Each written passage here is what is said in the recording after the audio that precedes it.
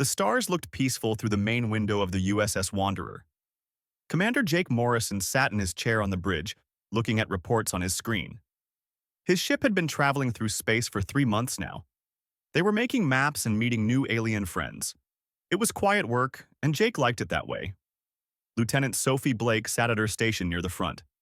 She watched the computer screens that showed signals from space. Her face changed suddenly. She looked worried now. "Commander, I found something," Sophie said. "There is a distress signal. It is weak, but I can read it. The signal comes from a Valoran ship."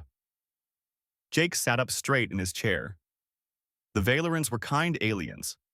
They wrote beautiful books and tried to tell jokes, though their jokes were not very funny. But Valorans were also very weak. They needed special air and warm places to live. Without these things, they would die quickly. "Where is the signal coming from?" Jake asked. Sophie typed on her keyboard. "Sector 749. That is near the Chromath Belt, sir." Jake felt his stomach tighten. The Chromath Belt was a dangerous place. It was full of big rocks floating in space. These rocks moved fast and crashed into each other. There were also strange forces that could break a ship apart. "What does the message say?" Jake wanted to know everything. "The message keeps repeating the same thing. Their ship is broken. Their air system is failing. They need help right now." Sophie looked at Jake. "Sir, the Chromath Belt is very dangerous. Rocks fly everywhere. There is bad radiation. The gravity pulls in weird ways." Lieutenant Danny Foster was the pilot of the ship. He made a low whistle sound. "That place is like a death trap, Commander. Most aliens would never go in there."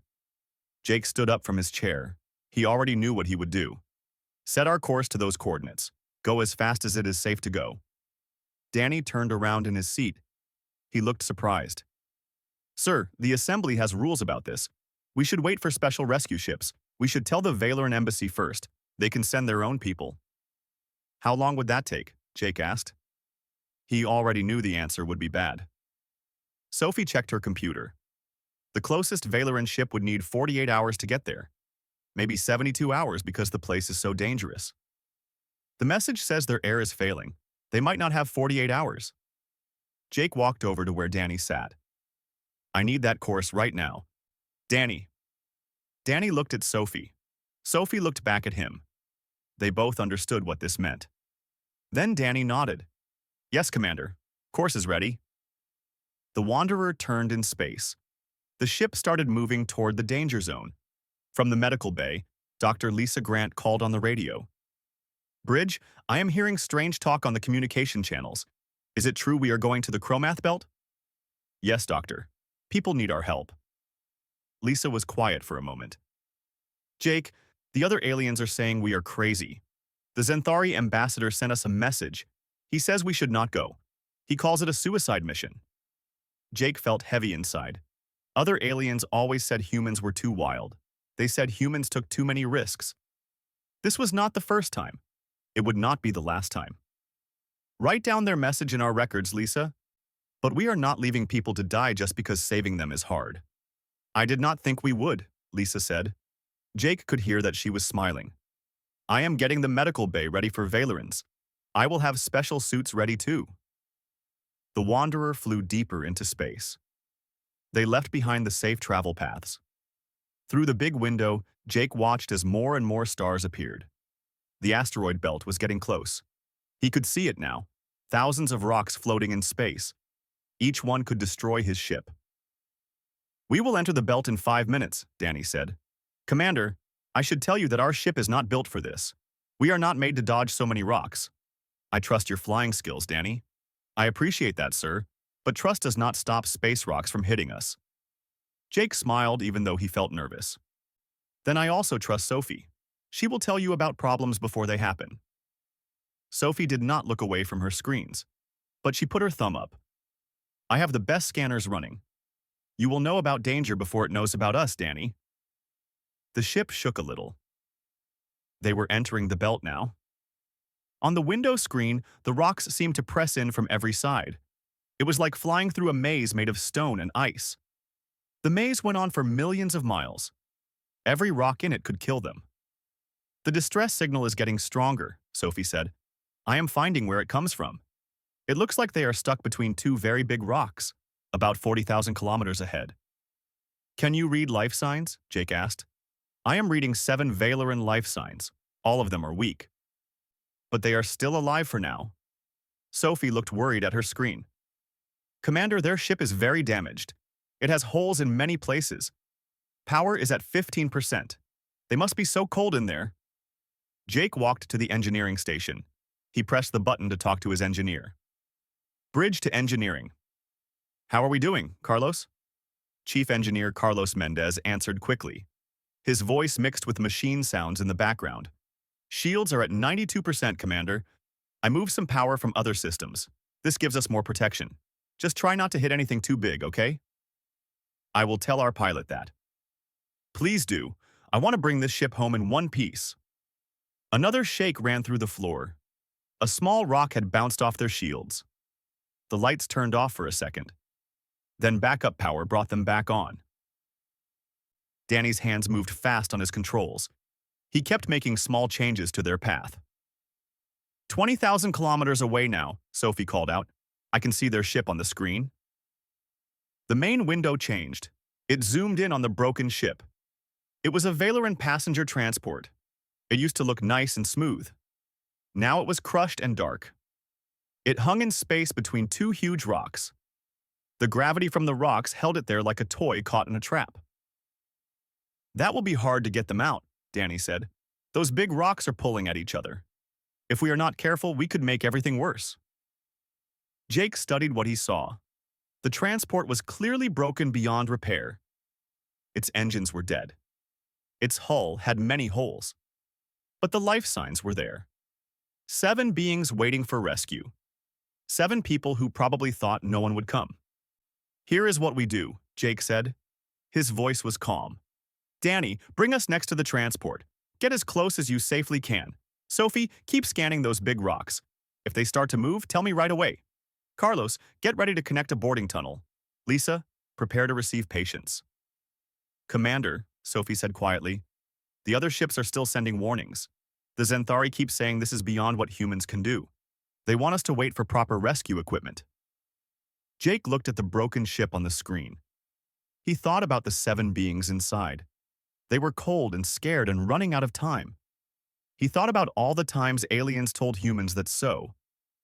The USS Wanderer moved through the asteroid field like a mouse in a room full of mousetraps. Every second brought a new danger. Every moment needed a new calculation. Every breath meant avoiding death. Lieutenant Danny Foster's hands never stopped moving. He typed corrections faster than most aliens could think. 10,000 kilometers, Sophie Blake said. Her voice stayed calm, but everyone could feel the tension. Commander, I am reading changes in gravity around the transport. One of those big rocks is moving. On the big screen, the enormous rocks seemed to breathe. They moved so slowly that eyes could not see it. But their movement was deadly. The Valeran ship groaned between them. Its metal walls bent under the pressure. How much time do they have? Jake asked.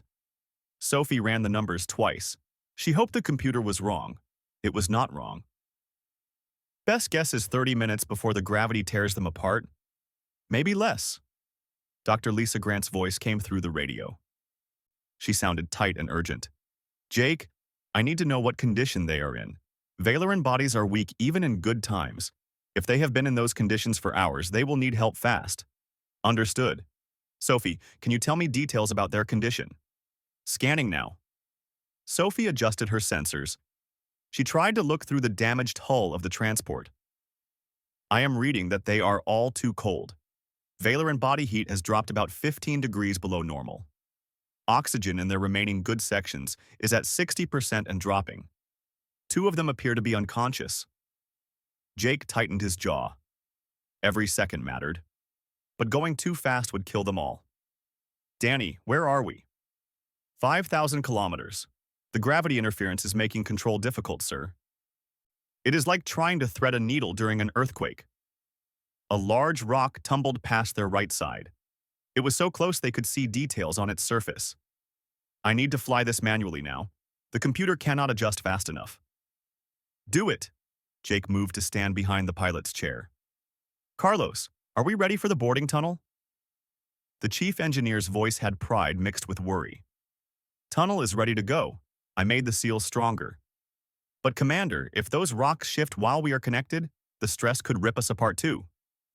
Then we will be fast. Jake turned to his second officer, Lieutenant Pete Hammond. Pete had been organizing the rescue teams. Pete, how is the boarding party? Ready and standing by, sir. Lieutenant Kate Rodriguez is leading the team. 4 members, all trained in dangerous rescues. They have suits on and equipment ready for Valoran needs. Through the ship's cameras, Jake could see Kate and her team in the airlock. They checked each other's gear carefully. Kate saw the camera and gave a confident nod. She was young for a rescue specialist, only 26 years old, but she had proven herself in many emergency situations. 2,000 kilometers, Danny announced. Gravitational shear is getting worse. I am reading stress warnings across our forward shields. The ship groaned. It was a sound that made even experienced space travelers nervous. Through the window, the Valoran transport grew larger. The damage became clear and horrible. Entire sections had been crushed like paper. Other sections showed signs of explosive decompression. That anyone survived at all seemed like a miracle. Sophie, open a channel to the transport. Let us see if anyone can respond. Sophie worked her console. Channel open, Commander. It is audio only. Their communication system is almost destroyed. Valoran Transport, this is Commander Jake Morrison of the USS Wanderer. We are here to get you out. Can anyone hear me? Static filled the bridge. Then, through the interference, a weak voice responded. The words came in clicks and whistles, but the translator turned them into English immediately. This is Navigation Officer Trillix. We heard other ships. They said no one would come. They said the risk was too great. Well, we are here anyway, Jake replied. How many survivors? 7. 2 are badly injured. The cold is terrible. So cold. Our heating failed 8 hours ago. 8 hours. Jake felt anger rise in him. These beings had suffered while bureaucrats debated proper protocols. Hold on, Trillix. We are coming to get you now. Can you tell us where your best airlock is? Port side, Section 3. But Commander, the rocks are closing. You need to leave before it is too late. We are not leaving without you. Jake's tone was firm. Danny, take us to port side, Section 3. Yes, sir. The Wanderer pivoted carefully. It showed its boarding tunnel to the transport's damaged side.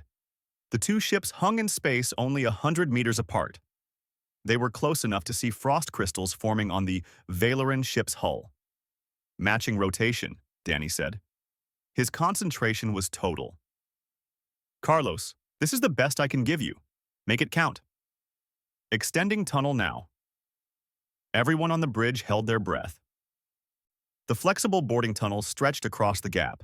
It was designed for ship transfers in calm space, not for connecting to a dying vessel trapped in a gravity trap. The tunnel wobbled and flexed, its reinforced walls strained. Contact, Carlos announced. Making seal now. Seal is good. Adding pressure to tunnel now. Kate, you are up, Jake said into the radio. Remember, they are fragile and half-frozen. Treat them like glass. Understood, Commander. Kate's voice was calm and professional. Team, let us move. The rescue team disappeared into the tunnel. They carried emergency medical supplies and portable suits sized for Valorans. Through the helmet cameras they wore, the bridge crew could see their progress. The long crawl through the tunnel, the careful opening of the damaged airlock. The first look at the transport's dark interior. Temperature inside is minus 15 Celsius, Kate reported. No wonder they are dying. Moving to their location now. The helmet feed showed a nightmare. Twisted metal and frozen water vapor everywhere. The transport's beautiful interior had become a tomb. The corridors were dark except for the team's lights. Frost covered every surface. The air itself seemed to shimmer with ice crystals. I see them, Kate whispered. Sophie, we have 7 confirmed. They are huddled together in what looks like a cargo bay. 2 are unconscious, like you said. The others can barely move. On Kate's feed, the Valorans looked like sculptures made of ice. Their blue-white skin had turned grayish. Their normally bright eyes were dim.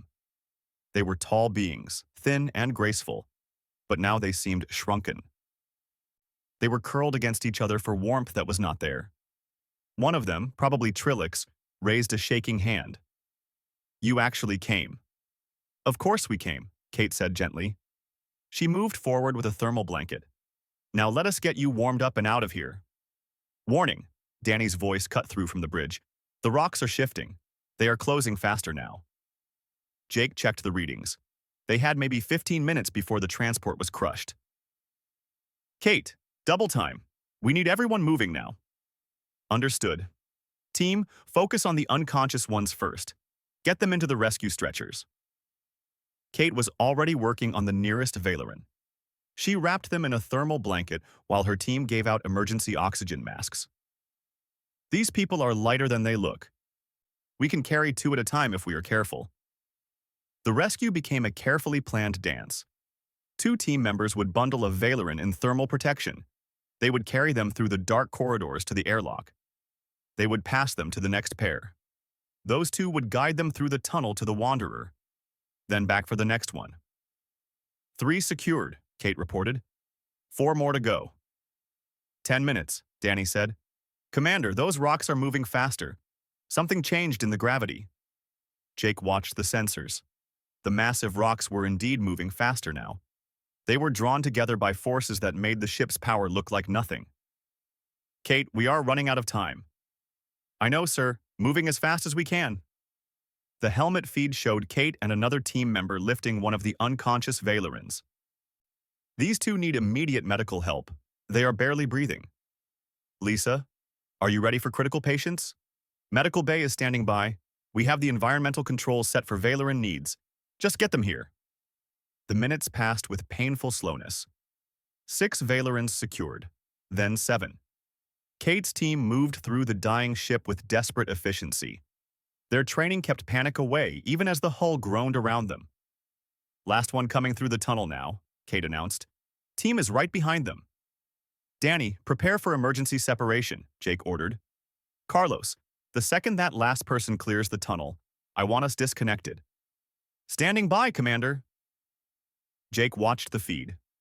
The last Valeran passed through the airlock, into the tunnel, toward safety. Behind them, the transport shuddered violently. Its hull was finally giving up against the gravity forces tearing it apart. "Kate, move now!" The rescue team ran. Through their helmet feeds, the bridge crew could see the transport's corridor collapsing behind them. Metal walls crumpled like paper. Kate dove through the airlock just as a support beam crashed down where she had been standing. "All personnel clear," she gasped. "Get us out of here." "Disconnecting tunnel," Carlos said. "Separation in 3, 2, 1. We are clear." "Danny, full reverse now." The Wanderer's engines flared bright. They pulled the ship back from the dying transport, just in time. The 2 rocks came together with silent, terrible force. The Valeran ship simply stopped existing. It was crushed into debris between them. On the bridge, everyone let out the breath they had been. The USS Wanderer came out of the Chromath Belt 6 hours after entering it. The ship was beaten up, but victorious. On the bridge, exhaustion settled over the crew like a heavy blanket. But it was the good kind of tired. The kind that came from doing something important. "We are clear of the field," Danny Foster announced. His voice sounded rough.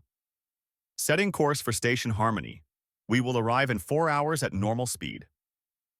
Station Harmony was the nearest diplomatic station. It was a massive structure in space where dozens of alien species met. It would have the right facilities to care for the Valeran survivors, and it would let the Wanderer's crew file their reports and maybe get some sleep. "Commander," Sophie Blake said, "we are being called. Actually, we are being called by about 40 different ships. The entire sector has been watching our sensor feeds." Jake rubbed his eyes. "Connect me to the Valeran embassy first. They deserve to know their people are safe." The screen changed to show Ambassador Valer. He was an old Valeran whose face was marked with intricate patterns. These patterns showed he was wise in his culture. His expression was hard to read. It showed many emotions that human faces could not capture. "Commander Morrison," the ambassador said slowly, "we watched your mission. My government was preparing funeral rites. We had been told by 3 different species that rescue was impossible. They said the risk was too great for the reward. With respect, Ambassador, we do not calculate people's lives that way. Valar's expression changed to something that might have been a smile. No, you do not. Commander, on behalf of my people, I offer our deepest gratitude. The 7 beings you saved include my niece and her exploration team. They are scientists, philosophers, teachers. Each one is precious beyond measure. Jake felt his throat tighten. I am glad we got there in time, sir. Your people are in good hands with Dr. Grant. I have already sent our finest medical team to meet you at Station Harmony. They will make sure the survivors receive the care they need. The ambassador paused. There will be those in the Galactic Assembly who will criticize your actions, Commander. They will say you were reckless. They will say you endangered your crew for beings not of your species. Let them say what they want. My crew knew the risks and accepted them. Yes, Valar said softly. That is what makes humanity so remarkable and so terrifying to many. You will find that not everyone appreciates what you have done today. The ambassador's words came true. Over the next hour, as the Wanderer traveled to Station Harmony, Jake received message after message. Some were grateful, like the message from the Valeran government itself. They pledged eternal friendship. Others were less positive. The Zenthari Collective sent a formal complaint. They were one of the oldest and most powerful species in the Assembly. Their message was read by an official whose face looked like a crystal sculpture. It was beautiful, but completely without warmth. Commander Morrison, the Zenthari Collective officially protests your actions in the Chrometh Belt. You violated established rescue protocols. You endangered your crew. You set a dangerous precedent. Not every species possesses humanity's unusual tolerance for risk. Your actions may encourage others to attempt similar missions. This could lead to unnecessary deaths. Jake listened to the message twice, then he deleted it. The Zenthari could protest all they wanted. 7 people were alive who would have been dead. That was all that mattered. Dr. Lisa Grant appeared on his screen. She looked tired but satisfied. Thought you would want an update on our guests. All 7 are stable now. Body temperatures are returning to normal. Oxygen levels are good. The 2 who were unconscious have woken up. That is great news, Lisa. Any long-term problems? Some frostbite, minor cold damage, but nothing that will not heal. Commander, I have been treating aliens for 5 years. I have never seen anyone this grateful. They keep asking if they can thank the crew personally. Set something up when they feel better. The crew would probably appreciate it. Jake paused. How is Kate and her team? Bruised, exhausted, running on adrenaline and coffee? Standard rescue operation symptoms? Lisa smiled. Jake, what we did today matters. I know the bureaucrats are going to complain, but we saved lives. Real lives. That is worth a little paperwork. After Lisa signed off, Jake stood at his window. He watched the stars slide past. The door chimed. He turned to find Pete Hammond standing in the doorway. Got a minute, Commander? Always. What is on your mind? Pete entered, carrying a datapad. I have been watching the alien communication channels. There is a lot of talk about what we did. The Assembly is calling an emergency meeting to discuss the human question. That apparently means whether we are brave or crazy. What do you think? I think we are both, sir. Pete grinned. But I also think that is what the galaxy needs. Half these species have been playing it safe for so long. They have forgotten what it means to take a risk for something that matters. The Zenthari would disagree. The Zenthari are comfortable in their crystal towers judging the rest of us. Easy to criticize when you are never the one in danger. Pete's face grew serious. Commander, the crew wants you to know something. Every single person on this ship would do it again. The risk, the danger, all of it. Because those 7 Valerans are alive. That is worth whatever political headache comes next. Jake felt pride in his crew. Thanks, Pete. That means a lot. As Pete left, Sophie's voice came through the radio. Commander, you need to see this. I am sending it to your screen. The display changed to show a live feed from the Galactic Assembly Chamber. It was a vast amphitheater where representatives from hundreds of species gathered. The current speaker was someone Jake did not recognize, an insect-like being with multiple arms and compound eyes. The humans, the speaker was saying, have once again demonstrated why they are perhaps the most dangerous species in known space. Not because they are violent, though they can be. Not because they are cunning, though they possess great intelligence. They are dangerous because they do not understand fear the way other species do. Another representative spoke up. This one was a floating blob of contained plasma. They saved 7 lives at great risk to themselves. How is this dangerous? Because now, 7 more beings believe rescue is possible in impossible circumstances. Because now, every species in the assembly will be pressured to match human recklessness. Because the humans have made safety look like cowardice. Jake muted the feed. He had heard enough. Let them debate. Let them discuss the nature of courage and the calculation of acceptable risk. The people in his medical bay were alive. That was the only debate that mattered. The Wanderer approached Station Harmony as local time shifted to evening. The massive structure glittered against the darkness. Its docking ports were busy with ships from a dozen species. As they requested docking permission, Sophie received an unusual message. Commander, Station Harmony is requesting permission to broadcast our arrival. Apparently, quite a few beings want to see the ship that went into the Chromath Belt. Let them look, Jake said. We have nothing to hide. The docking procedure was routine. But as the airlock connected to the station, Jake could see through the window that something unusual was happening. The docking bay was normally a quiet space for maintenance and cargo transfer. But now it was filled with aliens. Hundreds of them. They stood in silence as the Wanderer's crew came out. Then, as one group, they began a gesture common across dozens of species. They placed their hands, claws, tentacles, or whatever appendages they had over their primary hearts. It was a salute. A sign of respect so deep that it went beyond language. Jake felt his crew stop beside him. They were stunned by the display. Then, slowly, he raised his own hand and returned the salute. His crew did the same. An old Valeran stepped forward from the crowd. He leaned heavily on a walking staff. It was Ambassador Valar. He had somehow arrived ahead of them. Commander Morrison, he said. His voice carried in the silent bay. On behalf of all civilized species, thank you for reminding us what bravery looks like. Behind the ambassador, Jake could see the 7 survivors. They were being brought out on medical sleds. They were still weak but alive. Trilix, the navigator, managed to raise one hand. The crowd's silence broke into a sound that might have been applause from several dozen species. But not everyone in the crowd was pleased. Jake saw a group of Zenthari standing apart. Their crystal faces showed disapproval. Near them, several other species wore similar expressi. 3 days after the rescue, Commander Jake Morrison sat in a conference room aboard Station Harmony. He faced a tribunal of Galactic Assembly representatives. The room was designed for species of various sizes and needs. It looked like someone had mixed an auditorium with an aquarium. To his left, a Zenthari representative floated in a chamber of magnetic fields. Its name was Crystal Mind Above Water. To his right, a methane-breathing Calroth sat in its pressure suit. Its multiple eyes watched him with what might have been curiosity. Across from him, a Valeran diplomatic officer named Linvara served as a neutral moderator.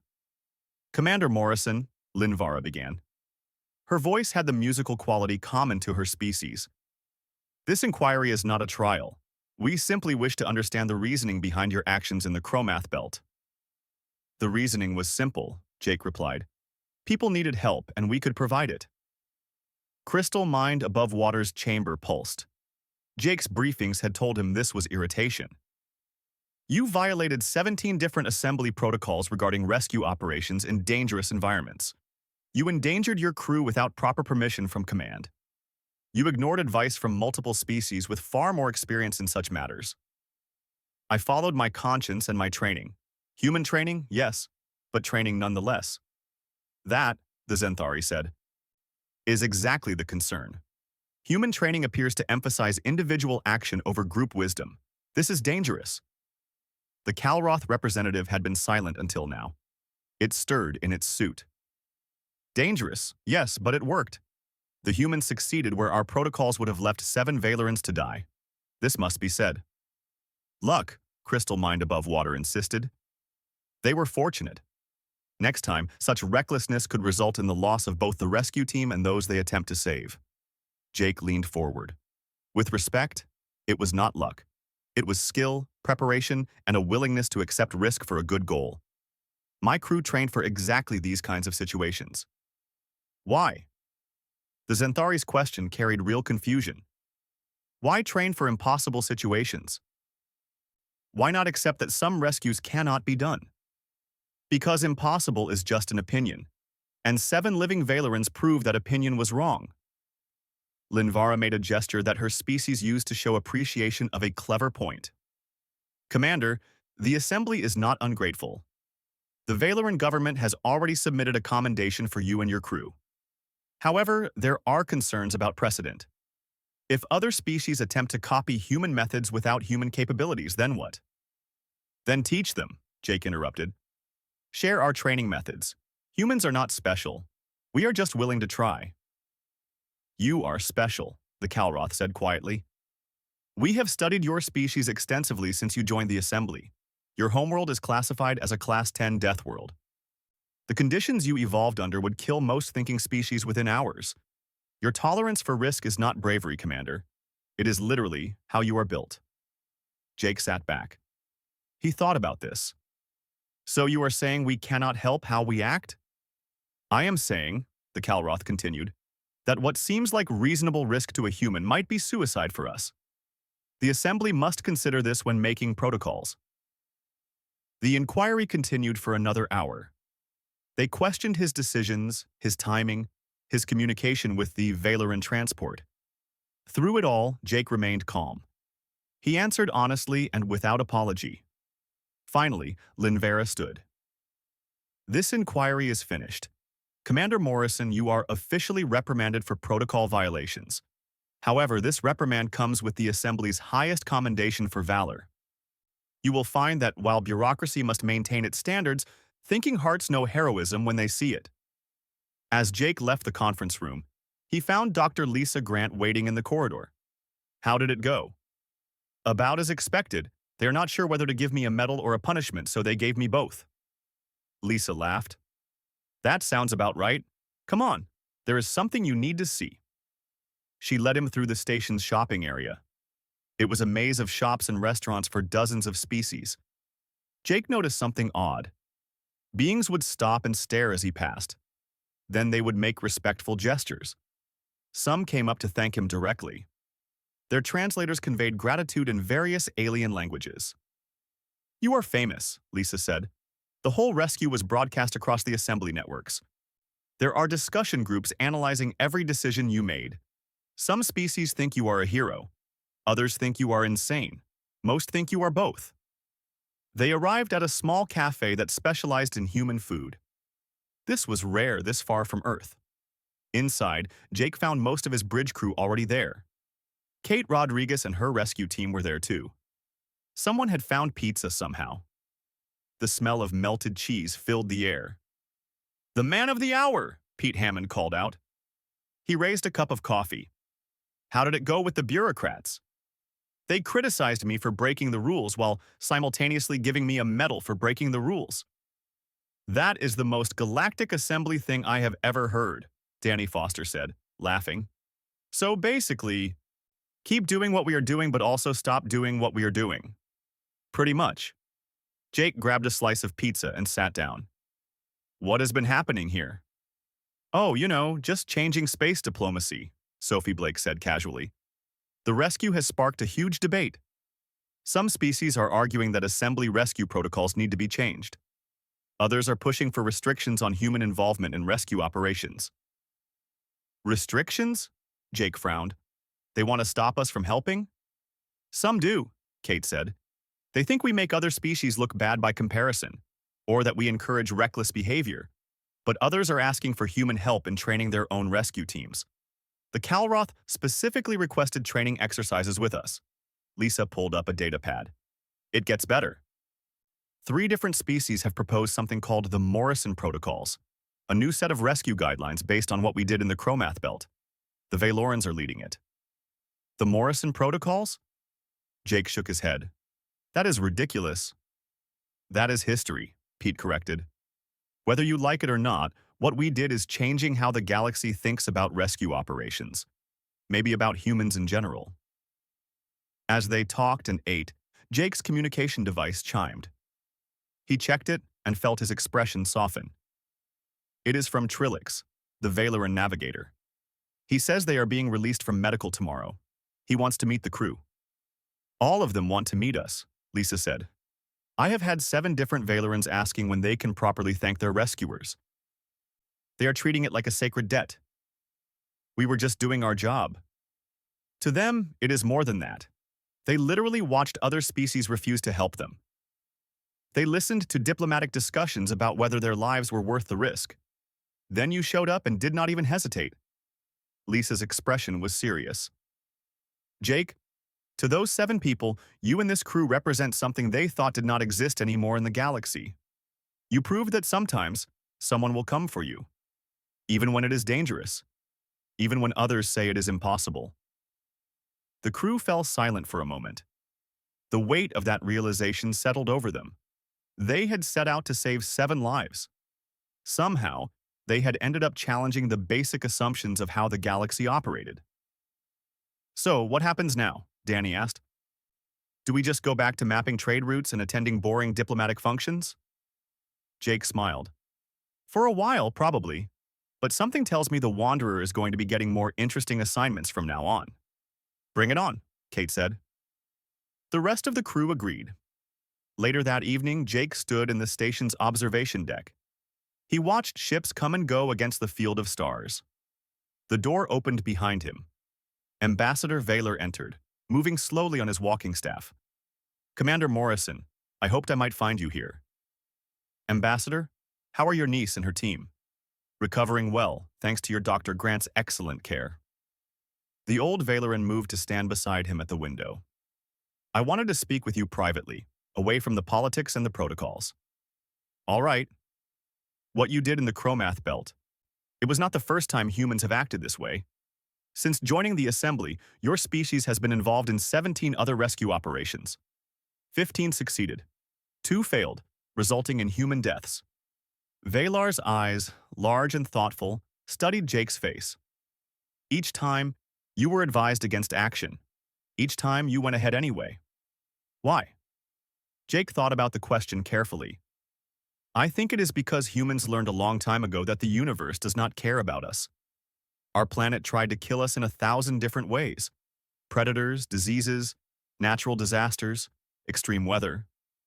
We survived because we looked out for each other. Because when someone was in trouble, others would risk themselves to help. It is not just strategy or training.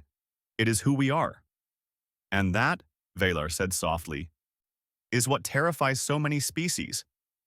They look at humans and see beings who do not properly fear death, who charge toward danger instead of away from it, who risk everything for strangers. Is that such a bad thing? No, Commander. It is a magnificent thing. It is also a thing that changes everything it touches. The ambassador pointed to the ships outside. For thousands of years, the Assembly operated on calculated principles. Risk versus reward, cost versus benefit. Losses were accepted because rescue was deemed impractical. And then humans arrived. Suddenly, those calculations seem cold. Cruel, even. I do not want to upend your entire civilization, Ambassador. I just want to help when people need it. Valar laughed. It was a musical sound. Whether you want to or not, you are changing us. My people have already begun changing our emergency response procedures. The Kalroth are restructuring their rescue services. Even the Zenthari, for all their complaints, are quietly studying human methods. All because we pulled 7 people out of an asteroid field? No, Commander, because you showed us that our impossible can be your difficult. And if humans can do it, perhaps others can learn. Perhaps the galaxy does not have to accept every tragedy as fate. They stood in comfortable silence for a while. They watched the stars. 2 months after the Chromath Belt rescue, Commander Jake Morrison stood in a lecture hall on Station Harmony. He looked at an audience that would have been impossible to imagine a year ago. Seated before him were representatives from 15 different species. They were all attending the first official session of the Human Emergency Response Training Program. The idea had started small. After the rescue, a few species had quietly approached the human delegation. They asked for advice on rescue procedures. Those conversations had grown into formal requests. Those requests had eventually become this: a complete training program based on human methods. It was adapted for species with different bodies and capabilities. "Welcome," Jake began. He addressed the assembled students through a universal translator. "Before we start, I want to make something clear. This program is not about turning you into humans. It is about sharing what we have learned and letting you adapt it to your own strengths." A Calroth officer raised one of its multiple arms. "Commander Morrison, many in our government believe this training is unnecessary. They say we have successfully operated our rescue services for centuries. Why change now?" It was a fair question. Jake had expected it. You are right that your methods work, but working and optimal are not always the same thing. How many rescues does your species decline each year because they are deemed too dangerous? The Calroth checked a data device. About 40% of emergency situations are classified as high risk and not attempted. And the beings in those situations? They are lost. It is unfortunate, but the risk to rescue teams is calculated as unacceptable. Humans calculate risk differently. We ask not whether something is dangerous, but whether it is possible. And we have found that possible covers a lot more situations than most species think.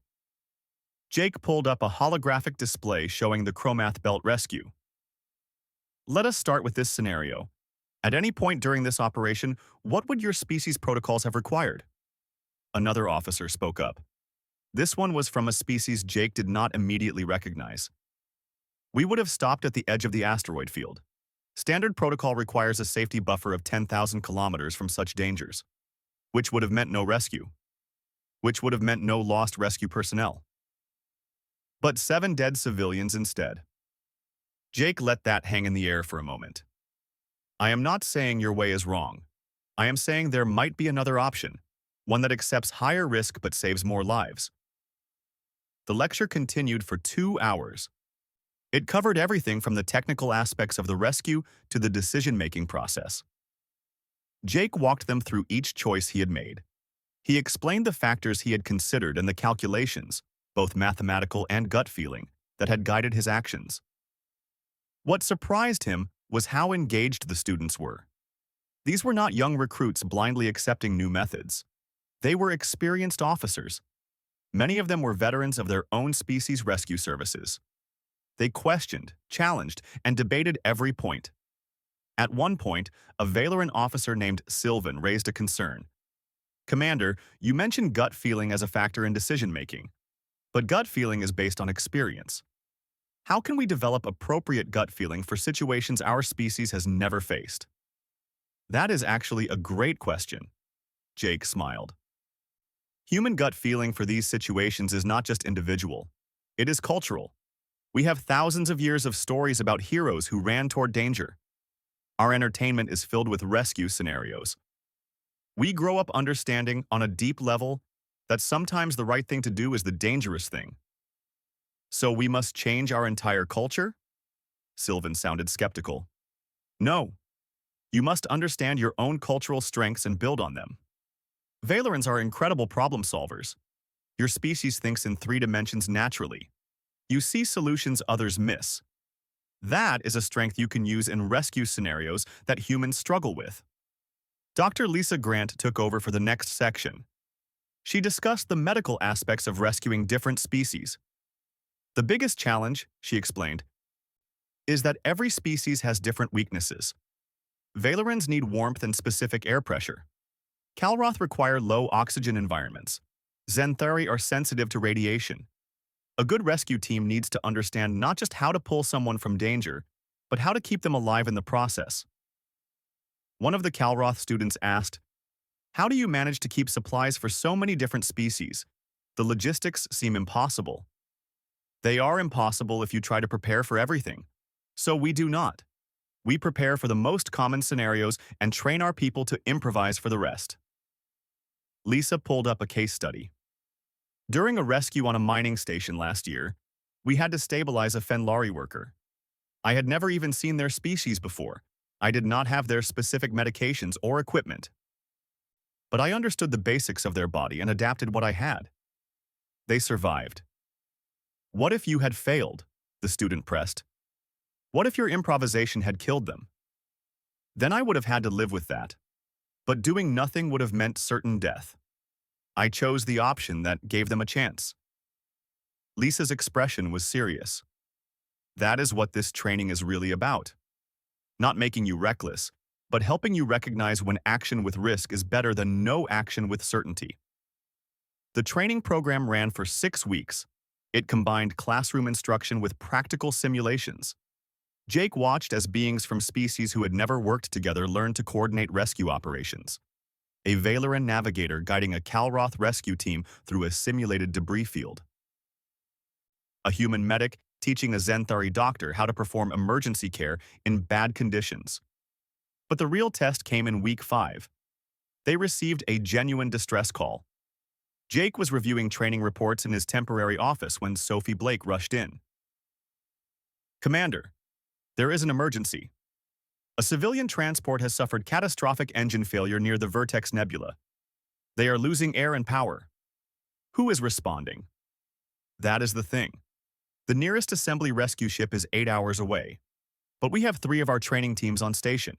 They could be there in 90 minutes. Jake felt a familiar weight settle on his shoulders. What species are in danger? Mixed group. 6 beings total. 2 Fenlari, 3 Crix, and 1 Zenthari. A Zenthari.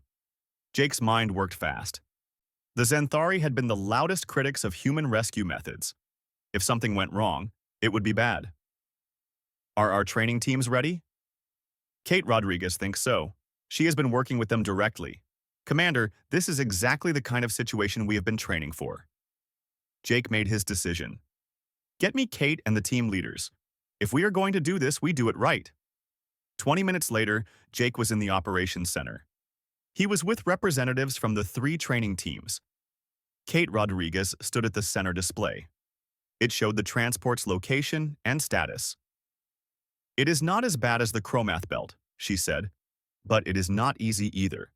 The nebula is filled with ionized gas. It is going to mess with our sensors badly. We will basically be flying blind for the last 10,000 kilometers. A Valeran officer named Traval studied the display. The transport is tumbling. We will need to match rotation before docking. My team can handle the approach, a Calroth named Third Mind Forward said. We have experience with unpredictable paths. And my medical team is ready for mixed species casualties, added a human doctor named Neil Parker. He had been working with the trainees. We have the necessary equipment for all 3 species aboard. Jake looked at each of them in turn. This is not a simulation. If something goes wrong, beings die. Are you certain you are ready? Commander, Kate said quietly, with respect, this is what we have been training them for. If they are not ready now, they never will be. Then go. And be careful. The rescue operation was watched by every species on the station. In the operations center, dozens of observers crowded around displays. They showed the team's progress. Jake stood at the center.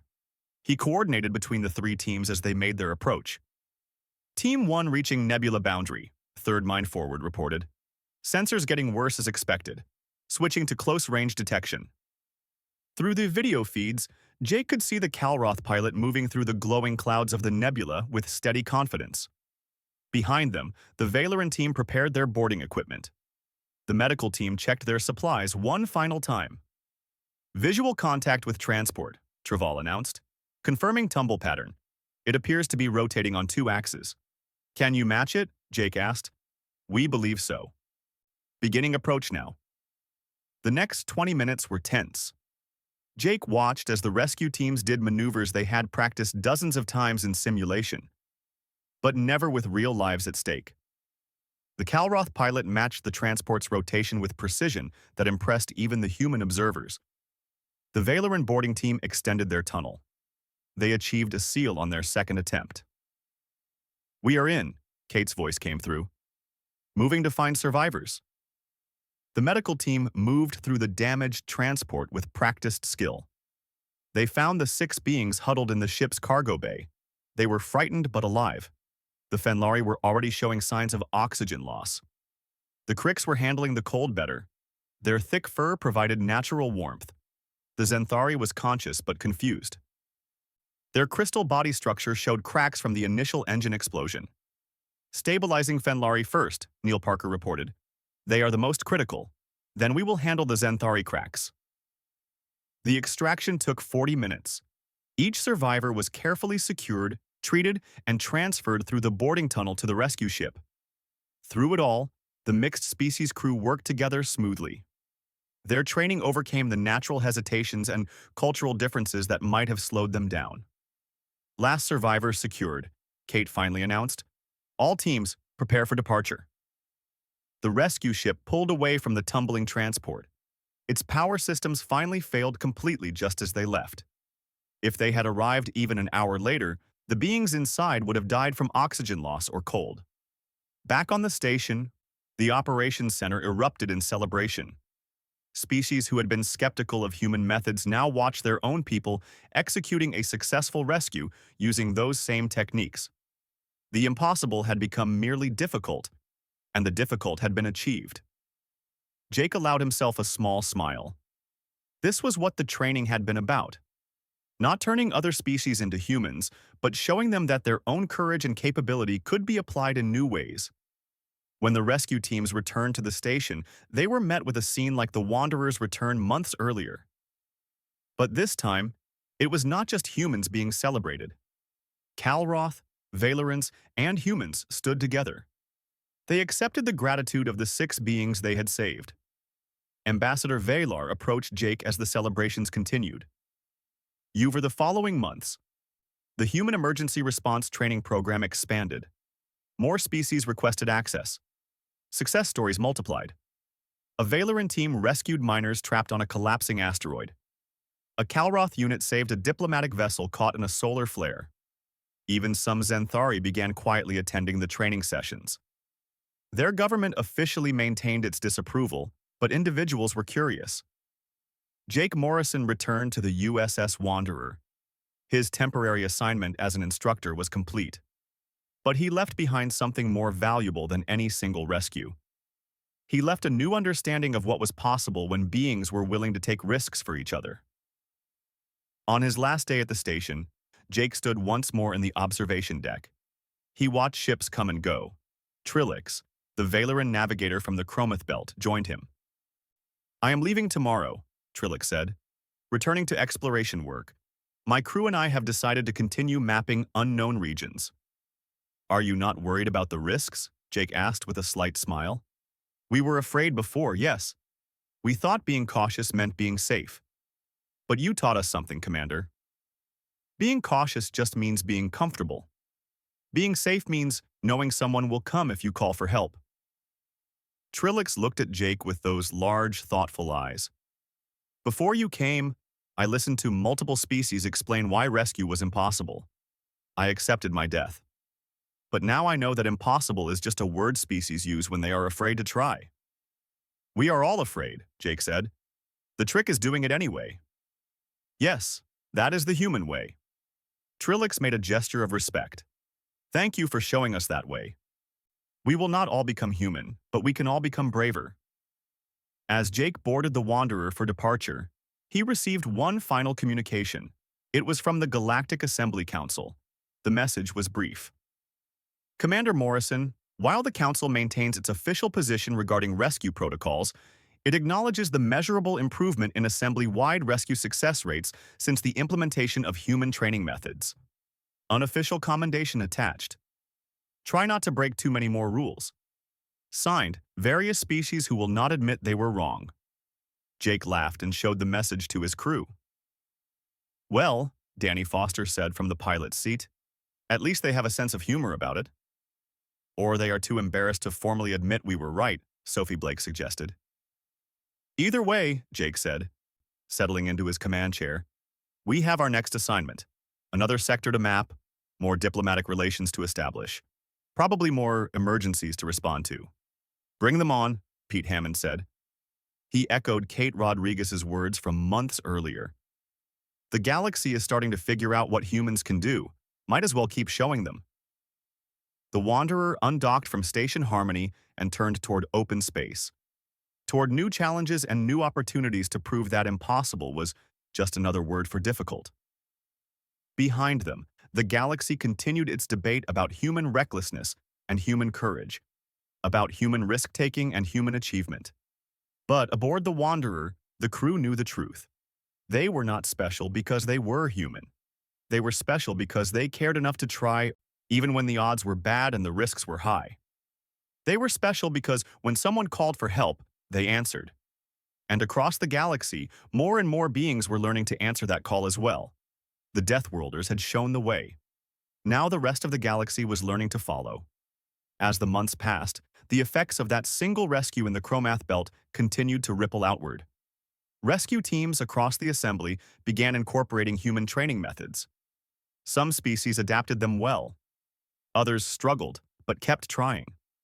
The overall result was undeniable. More beings were being saved from situations that would have been written off as hopeless before.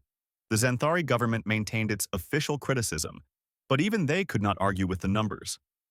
Rescue success rates had increased across the board. Lives were being saved that would have been lost. But the changes went deeper than just rescue operations. The very culture of the assembly was shifting. Species that had spent centuries in comfortable isolation were starting to take risks. They were exploring more dangerous regions.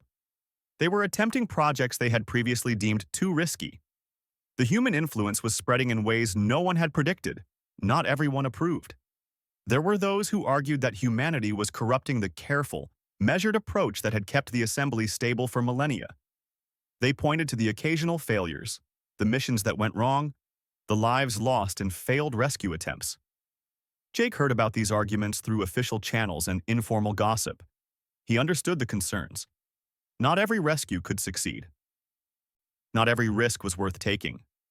But he also knew that doing nothing was its own kind of choice. A choice to let beings die when they might have been saved. The USS Wanderer continued its work. They mapped new sectors, established new diplomatic contacts, and yes, responded to emergencies when they arose. The crew became known throughout the assembly. Some called them heroes. Others called them reckless fools. The crew did not care much about either label. They just kept doing their job. One day, about 6 months after the Chromath Belt rescue, the Wanderer received an unusual communication. It was from a Xanthari research vessel that had become trapped in a quantum anomaly. The message was terse and formal, as was typical for Xanthari communications. Human Vessel Wanderer. This is research ship Crystalline Thought. We are experiencing catastrophic systems failure due to unexpected quantum fluctuations. Our protocols recommend we accept our fate with dignity. However, my crew has voted to request assistance. If you are willing to attempt rescue, we acknowledge the risks involved. Jake read the message twice. A Xanthari ship, from the species most critical of human methods, was asking for help. The irony was not lost on him. Sophie, what is the situation? He asked. The quantum anomaly is unstable, sir. Getting close to it could tear our ship apart at the molecular level. No one has ever successfully navigated one before. Has anyone ever tried? Sophie checked her records. Not according to assembly archives. The protocol has always been to wait for the anomaly to dissipate naturally. That usually takes about 2 weeks. Do they have 2 weeks? Their message suggests they have maybe 6 hours before the anomaly collapses inward. When that happens, their ship will be crushed to nothing. Jake looked at his crew. He saw the same expression on every face. They knew what he was going to say before he said it. Plot a course to their location. Let us go see what we can do. As the Wanderer changed course, Jake sent a reply to the Xanthari ship. Crystalline Thought, this is Commander Morrison. We are on our way. Hold tight. The response came back quickly. Commander, our government has forbidden this rescue. They say it violates our cultural principles to accept help that requires such extreme risk. But my crew and I have decided that living is more important than protocol. We will accept whatever consequences come from that decision. Jake smiled. Maybe humans were not the only ones learning to be brave. The rescue of the crystalline thought became another legend in assembly space. The Wanderer's approach to the quantum anomaly was watched by scientists from a dozen species. They all agreed it was impossible. The forces involved were too chaotic, too unpredictable. But Jake and his crew had heard impossible before. They navigated the edge of the anomaly using a combination of sensor data, mathematical modeling, and what Danny Foster called controlled recklessness. They extended their boarding tunnel at the exact moment when the quantum fluctuations aligned favorably. They extracted the Xanthari crew in under 10 minutes. When the Wanderer pulled away, the quantum anomaly collapsed inward just as predicted. If they had been 30 seconds slower, both ships would have been destroyed. The rescued Xanthari crew stood in the Wanderer's cargo bay, their crystalline bodies reflecting the lights in 1,000 rainbow colors. Their captain, an elder named Mind of Clearwater, approached Jake. "Commander Morrison," the Xanthari said, "my government will likely censure me for accepting your help. They may strip me of rank. But I and my crew are alive because you came when others said it was impossible. I wanted to thank you personally before the politics begin." "You do not need to thank me," Jake said. "Any decent being would have done the same." "That," Mind of Clearwater said softly, "is where you're wrong. Before you humans arrived, any decent being would have respected the protocols and let us die with dignity. You have changed what decent means in this galaxy." The Xanthari captain was right about the politics. His government did censure him, but they also quietly revised their rescue protocols. They began sending their own people to human training programs. The changes were slow and grudging, but they were changes nonetheless. As Jake Morrison sat in his command chair years later, looking back on everything that had happened since that day in the Chromath Belt, he felt satisfied. Not proud exactly, but satisfied. He and his crew had not set out to change the galaxy. They had just tried to help some people who needed it. But sometimes that is all it takes. One rescue, one moment of courage, one refusal to accept that some beings must be left to die. The galaxy was different now. Not perfect. There were still debates and arguments in species who clung to the old ways. But more beings were being saved. More risks were being taken for good reasons.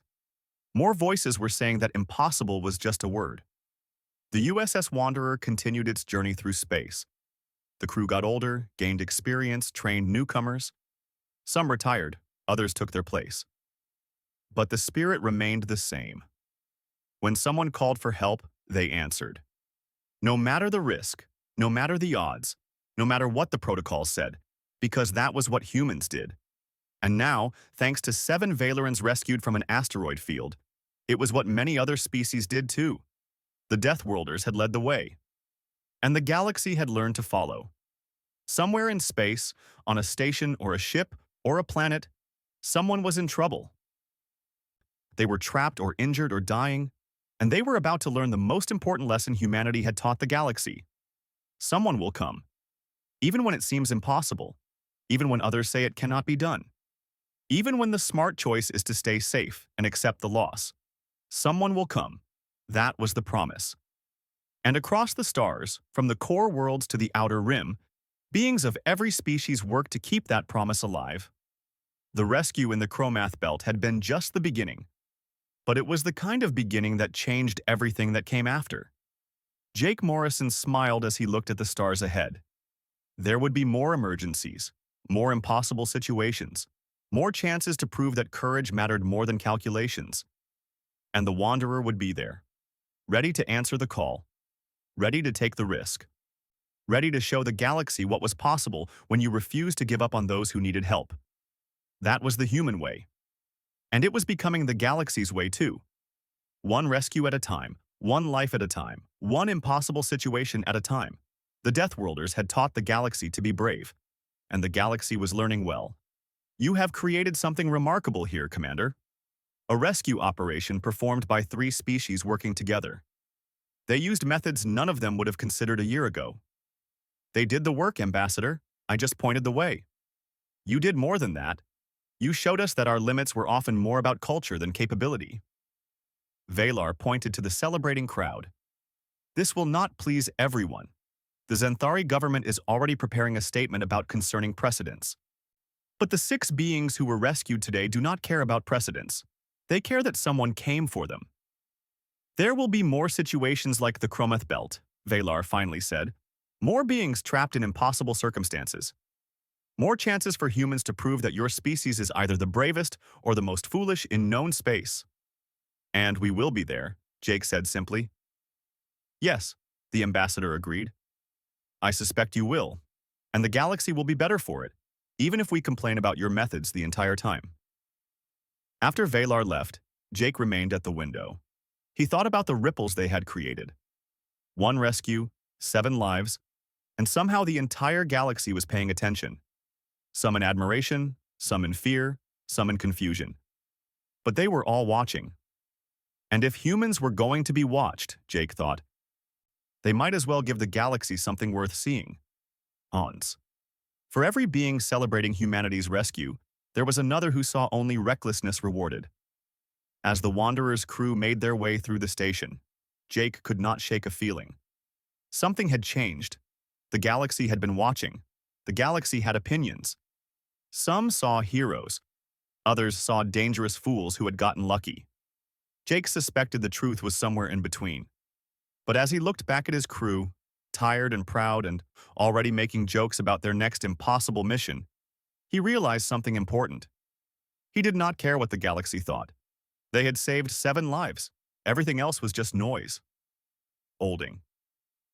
All survivors aboard and accounted for, Sophie reported. Medical teams have them. Jake sank into his command chair. He suddenly felt how tense he had been. Get us out of this asteroid field, Danny. Nice and slow. No more excitement today. That sounds perfect, sir. As the Wanderer began its careful journey back to open space, Jake connected to the medical bay feed. He could see the Valerans being treated. They were wrapped in warming blankets. They breathed easier now. Dr. Lisa Grant moved between them with quiet skill. Her staff worked to stabilize 7 lives pulled from the edge of death. Trillix, the navigator who had first responded, was conscious now. He looked up at one of the medical cameras. His large eyes were bright with tears. Thank you. The others said no one would come. Too dangerous. Not worth the risk. Jake felt something tight in his chest loosen. They were wrong. Some things are always worth the risk. Meething was impossible. He thought about all the times humans did it anyway. Tell the Zenthari we thank them for their concern, he said, and tell them to watch carefully. They might learn something today. The Wanderer moved forward into the deadly rocks. They moved toward 7 lives hanging by a thread. They moved toward a rescue that everyone said could not be done. But Jake Morrison was human. Humans never accepted impossible odds very well. Behind them, across many different ships and hundreds of different aliens, everyone watched. The human ship disappeared into the storm of rocks. Some aliens thought the humans were brave. Some thought they were fools. None of them thought the humans would succeed.